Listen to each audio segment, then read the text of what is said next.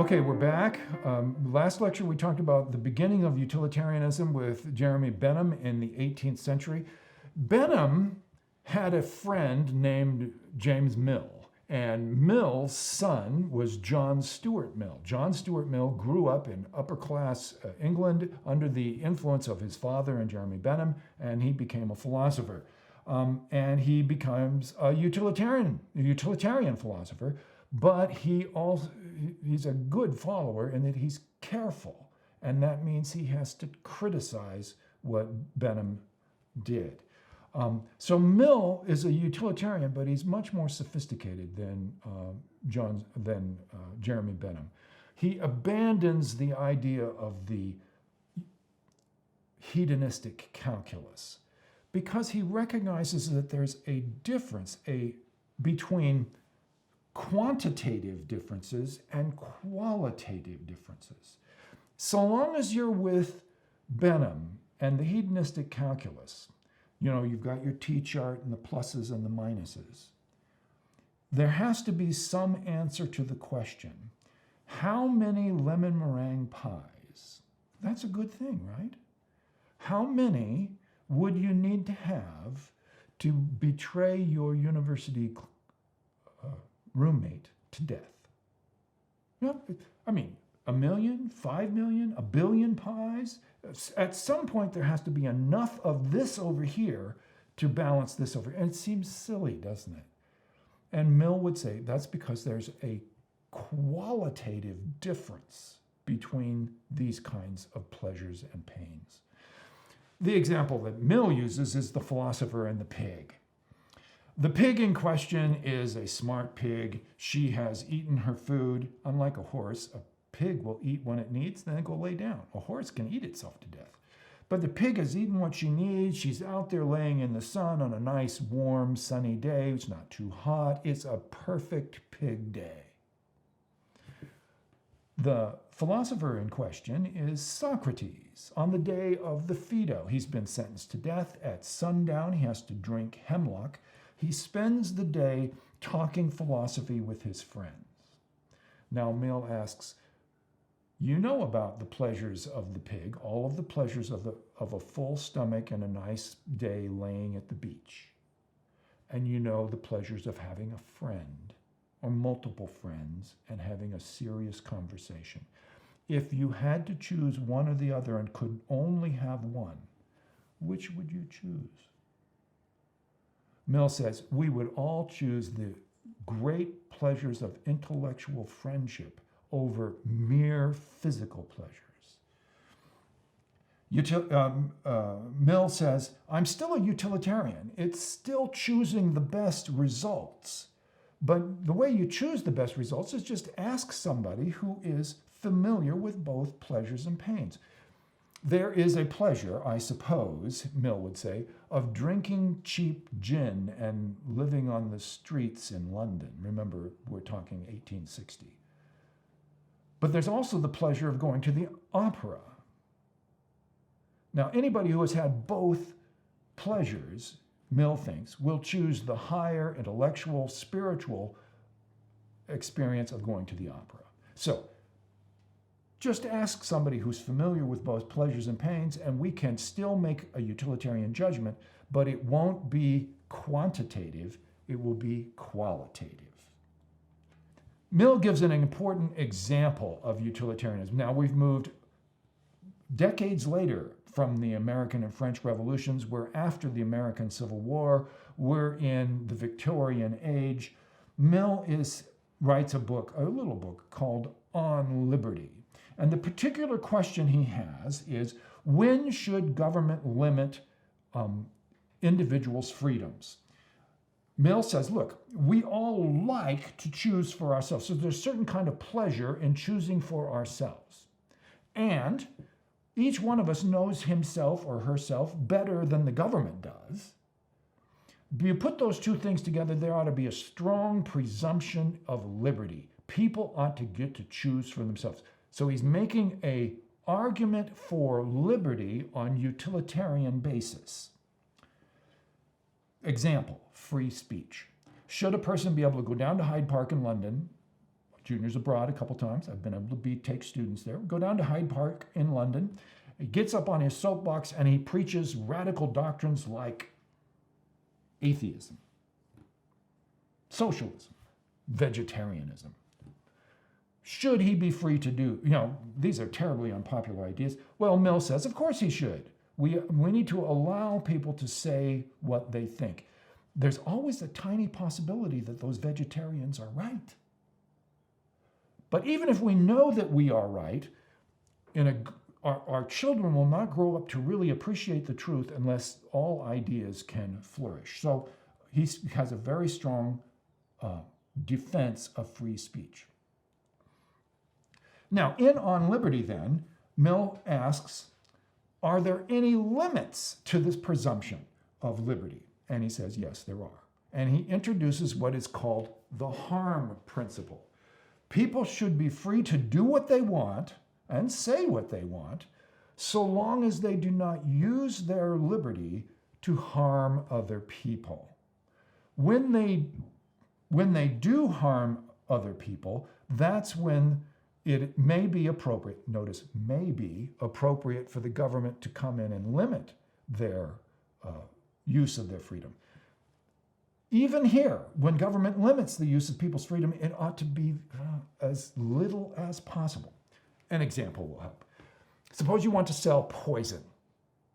Poison is dangerous. Poison kills people. Government should interfere with the sale of poison. Well, wait a second. I have mice. I need to kill the mice. There are other uses of poisons. There are products that are useful for other things that happen to be poisonous. So should the government just regulate poison because it is dangerous? Mill says, only as much as is required. You might have a reasonable law that says you can't sell poisons to children. You might have a reasonable law that says anything that is poisonous must be clearly labeled as poison so that nobody buys it unknowingly. But our freedom ought to be protected as much as we can. So government can interfere with freedom, but only as much as is necessary. And we ought to do as little as possible. Keep it small. Mill's book in the 1860s has been very influential. Utilitarian thinking has been very influential in our culture. In the 20th century, 100 years after Mill, we have in our political discussions two extreme opposites that are both quoting Mill or using Mill's ideas. On the one hand, you have the people that we call the libertarians. They emphasize personal liberty. The government should not interfere with anything that we are, as government interference is already too great. I mean, who does it hurt? Should, and there is a small population that care about this, the motorcycle riders. Should the government require that I wear a motorcycle helmet when I'm riding my motorcycle? If I go off the road and bash into a tree and my head, who do I hurt? I hurt myself. Why should big brother government come in and tell me that I must wear a motorcycle helmet? On the other end, what we call the liberals, notice the liberals and the libertarians are both on opposite ends of our political spectrum, but they're both quoting or referring back to Mill. The liberal says, look in a modern society all the ways that we use our liberty to hurt each other. I want somebody to mow my lawn and take care of all my plants. A man shows up at my door, Jose. Jose wants to work. Jose is really impressed with working in America. He's willing to work on my lawn all day long and take good care of it for $15 a day. I'm willing to pay him. He's willing to take it. We are happy. We are free, except that the government says, I can't do this because I'm violating wage and hour laws. We've had wage and hour laws since the 1930s. Why is it illegal? Even though Jose wants to work and I want to pay him, why does the government interfere? Well, We all believe in a thing called the labor market. And if Jose and I undercut the labor market, it's going to hurt other people. Because we believe in this economic idea of the labor market, we recognize that my so-called private behavior affects other people and harms them. And because of this,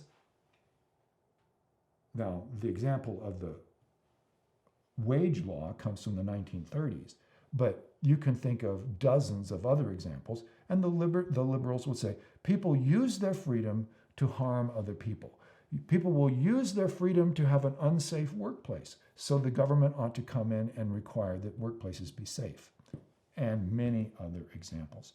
So it's interesting how On Liberty, Mill's book, has led to these two sometimes polar opposites in our political thinking. It's another example of the influence of utilitarian thinking. So I've introduced Jeremy Benham and the improvements and changes in John Stuart Mill. It's time to talk a little bit about criticisms of utilitarianism. I've emphasized how utilitarianism is very widespread in our culture. It is the way most Americans think about most moral problems. First criticism, why? Why be conscientious? The utilitarians say we all ought to do it.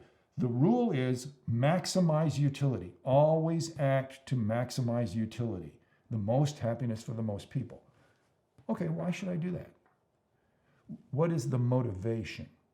But that's a fairly minor criticism. It's maybe one that applies to many moral theories. A second criticism is to ought. I mean, even if it's true that people do pursue happiness, should they?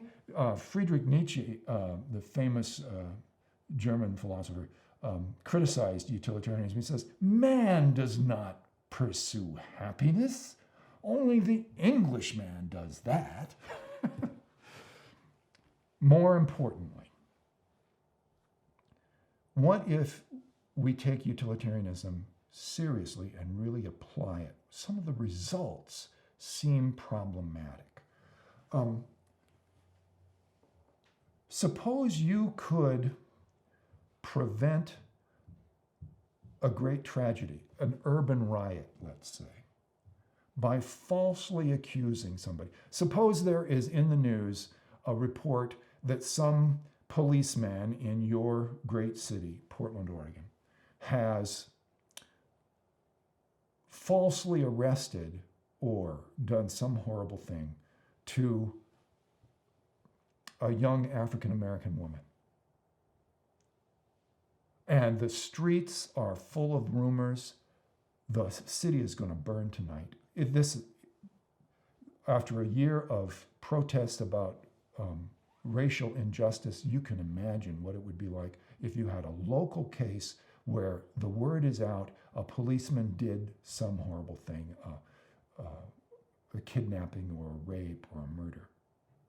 But you happen to be working for the Portland Police Bureau, and you could slyly send the email of the name of 2 or 3 officers, or maybe just one officer, that will be arrested, and you could prevent a riot tonight. Now, you have no idea that this guy, whether he was there, he did it. It doesn't matter whether he's guilty. It's almost certainly not guilty. You falsely accuse him, and you can prevent a riot. It seems on utilitarian grounds, you should. There cannot be any rule that says never falsely accuse innocent people. Secondly, what about promises? Utilitarianism says you ought to do what will lead to the most happiness for the most people. It looks to the future, but a promise looks to the past. So, you got him. Your friends are amazed. You know that guy, the hunk on campus. Everybody was interested in him from the time you were freshmen. And now you're a senior and you've been going out and you fell in love and you're going to get married. And your friends are just amazed. You got him. And you get married. And it's wonderful. He's handsome, he's generous, he's kind, he's working toward a good job. You even enjoy good sex together. Everything is perfect. And then he's driving that dilapidated car that's all you can afford. And the logging truck comes around the corner, and the log comes loose a little bit, and it kind of hits the car. And now you're married to a vegetable. The brain damage is permanent. He will lie in the bed for 15 or 20 years before he dies. What should you do? Utilitarianism says, look toward the future. And some of your friends come to you and say, you know, you got to look to the future. You got to plan the rest of your life. You need to do stuff. You can't just be hanging around a vegetable. A promise looks to the past. Now, I'm not trying to say what you should do in this horrible story that I've just made up, but I'm pointing to a theoretical problem with utilitarianism. Utilitarianism always looks to the future, but promises, we think promises are important, and yet they look to the past. Also, what about human rights? Jeremy Bentham, back in the 18th century, he was aware of what Thomas Jefferson was doing over in America with all of that propaganda that the Americans were putting out. And he said, human rights is nonsense on stilts.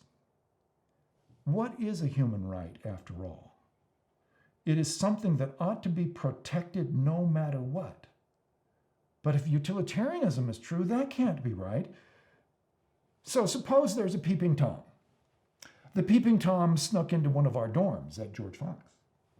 The peeping Tom made a little film in one of the shower rooms. We won't even discuss whether it was the women's or the men's shower room. He took his film and he put it on his video machine and he enjoyed it. And then he destroyed it and he made sure that the camera was taken away so that nobody ever found out about it. Now the question is, did the peeping Tom do the right thing? Remember your T-chart. He enjoyed it, let's say 5 points to the good. And nobody knew anything about it. No, he got away with it. There was no error. There was no loss. It seems the peeping Tom did the right thing. Now that's outrageous. We would say, I have a right to privacy when I'm in my dorm. Well, of course you do, if a human right is a real thing. Jeremy Bentham says a human right is nonsense on stilts. Because if right and wrong is judged only by consequences, human rights can't be. So these are powerful criticisms of utilitarianism. They've been around for more than 100 years. Utilitarianism continues to be extremely influential in our culture. The criticisms need to be taken seriously. Again, the invitation for you to think about it for yourself.